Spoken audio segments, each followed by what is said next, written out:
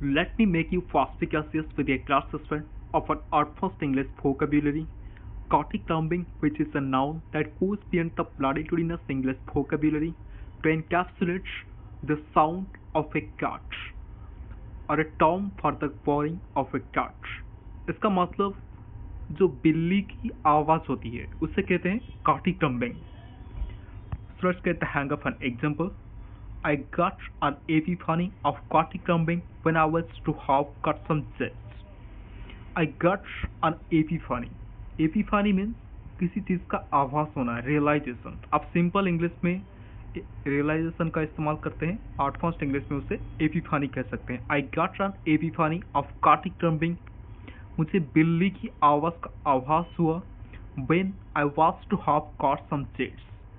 catch some jets से ये past form है catch का caught, तो caught some jets. इसका मतलब होता है जब आप रेस्ट लेने के लिए जाते हैं या सोने के लिए जाते हैं उसके लिए इस एक्सप्रेशन का इस्तेमाल कर सकते हैं catch some jets. और इसका पास्ट फॉर्म यहाँ पे इस्तेमाल हुआ है catch से कट हुआ है, catch some jets से cut some jets. तो जब मैं आराम करने वाला था, जब मैं सोने वाला था, उस वक्त मुझे बिल्ली की आवाज का आभास हुआ. I got an epiphany of cataclambing when I was to have caught some jets. Next word is ergodicity or ergodic. Ergodicity is noun, ergodic is an adjective. It means the state of a system or process that's likely to happen again. इसका मतलब कोई भी काम या कोई भी system या कोई प्रोसेस हो जो कोई चीज होने वाला हो. जब आपको किसी चीज का आभास होता है, जब आप कोई चीज गेस करते हैं कि ये चीज फिर से हो सकता है, तो उसके लिए ये जो फिर से होने का जो पॉसिबिलिटी है, something that is likely to happen again, इसी पॉसिबिलिटी को कहते हैं एर्गोडिसिटी. या फिर आप जो सिंपल में कहते हैं पॉसिबिलिटी, उसे एडवांस्ड इंग्लिश में कहते हैं एर्गोडिसिटी.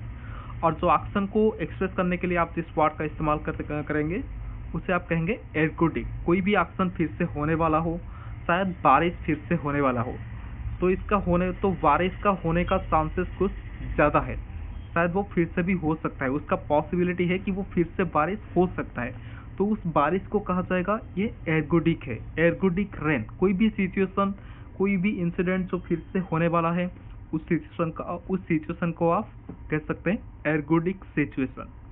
और उस एर्गोडिक का नाउन फॉर्म होता है एर्गोडिसिटी. So let's get the hang of some examples. The Ravanics had to fasten in a reticule in the fear of the ergodicity of cumulonimbus. The Ravanics. Ravanics means जो सब tourist होते हैं, travellers होते हैं, नए नए जगह घूमने के लिए जाते हैं, उन्हें कहते हैं Ravanics. Had to fasten. Fasten means किसी भी जगह पर टेम्पररीली रुकना.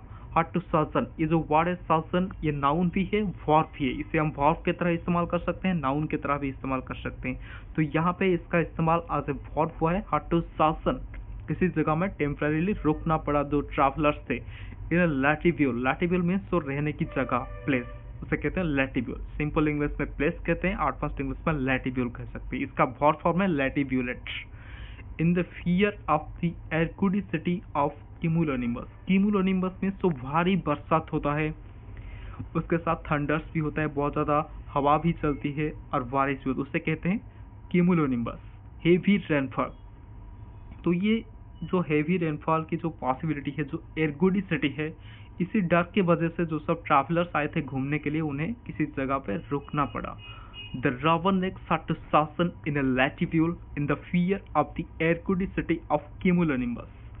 Next example is we've been a Dagestan attributable to the ergodic Vachakumbhayamaki. We've been a Dagestan. A Dagestan इसका मतलब होता है जब आप किसी से गुस्सा होते हैं, उसके साथ कोई आर्गुमेंटेटिव रिलेशनशिप में है, तो इसे कहते हैं डागस्ट्रान.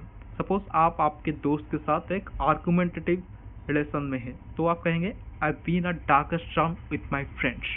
इस एक्सप्रेशन के ऊपर मैंने और भी एक वीडियो बनाया है, आप देख सकते हैं. We been a dagstran attributable to means because, किसी के वजह से, टू द एर्गोडिक बादशाकुम्भायामकी. बादशाकुम्भायामकी मीन्स आर्गुमेंट.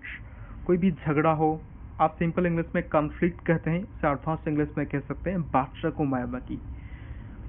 तो ये जो बादशाह को मायामक ये जो कॉन्फ्लिक्ट है, जो आर्गुमेंट है, इसे एर्गोडिक बोला, क्योंकि ये फिर से हो सकता है। अगर मेरा उसके साथ दोस्ती हुआ फिर से, तो ये आर्गुमेंट होने की, ये कॉन्फ्लिक्ट होने की चांसेस फिर भी है। तो ये जो कॉन्फ्लिक्ट है ये एर्गोडिक है, फिर भी हो सकता है। We've been a darkest son attributable to the ergodic बादशाह को मायामकी।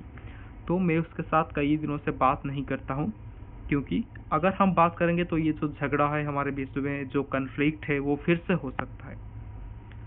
We've been a darkest son attributable to the ergodic बादशाह को मायामकी। So that's all for today. Obfuscating you to be perspicacious with a advanced English vocabulary, cartography and ergodicity to crush yourself. Thank you.